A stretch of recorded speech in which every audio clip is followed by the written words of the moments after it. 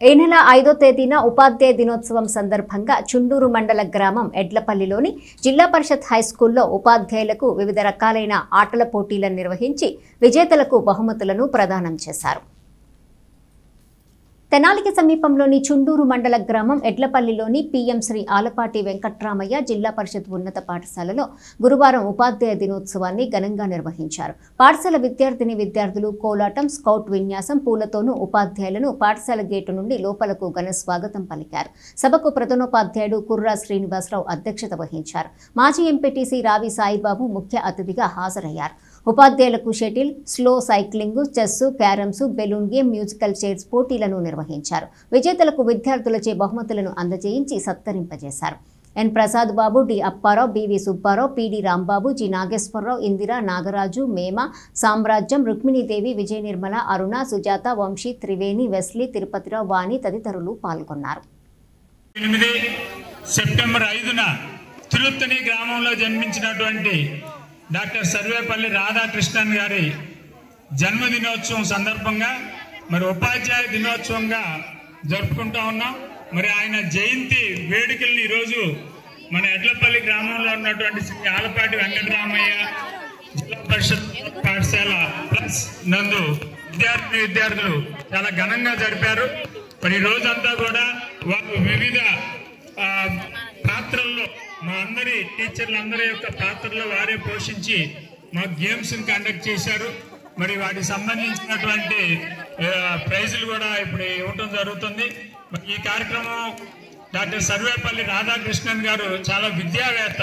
ఆయన కడు పేదరికం నుంచి మరి భారతదేశ అత్యున్నతమైనటువంటి పదవైనటువంటి రాష్ట్రపతి పదవిని అలంకరించడం జరిగింది.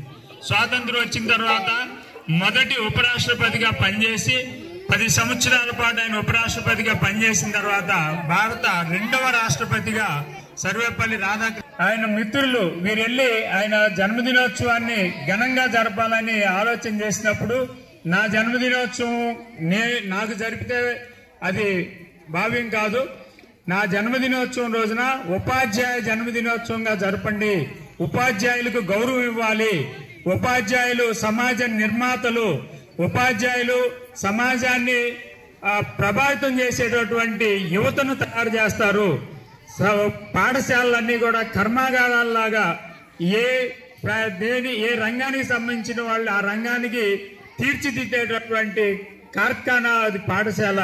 అక్కడ ఉపాధ్యాయులు నిరంతరం శ్రమిస్తూ ఉంటారు. ఇంజనీర్లు కావాలన్నా, డాక్టర్లు కావాలన్నా, లాయర్లు కావాలన్నా, జడ్జెస్ కావాలన్నా, ఆర్మీ కావాలన్నా, పోలీసు కావాలన్నా, revenue service, panchayat, IAS, IPS అన్ని రంగాలని తయారు చేసేటటువంటి అవకాశం ఉపాధ్యాయులకు ఉంది. ఉపాధ్యాయుడు సక్రమంగా పనిచేస్తే ఆ కొన్ని తరాల వరకు కూడా సక్రమమైనటువంటి పరిపాలన అందుతుంది అనేటువంటి ఆలోచనతో మరి ఆయన ఉపాధ్యాయ దినోత్సవంగా తన యొక్క జయంతిని జరుపుకోవటం కోసం మరి ఆయన కోరి ఉన్నారు. అప్పటి నుంచి కూడా ఉపాధ్యాయ దినోత్సవంగా డాక్టర్ సర్వేపల్లి రాధాకృష్ణన్ జయంతిని జరుపుకోవటం ఆనవాయితీగా వస్తుంది.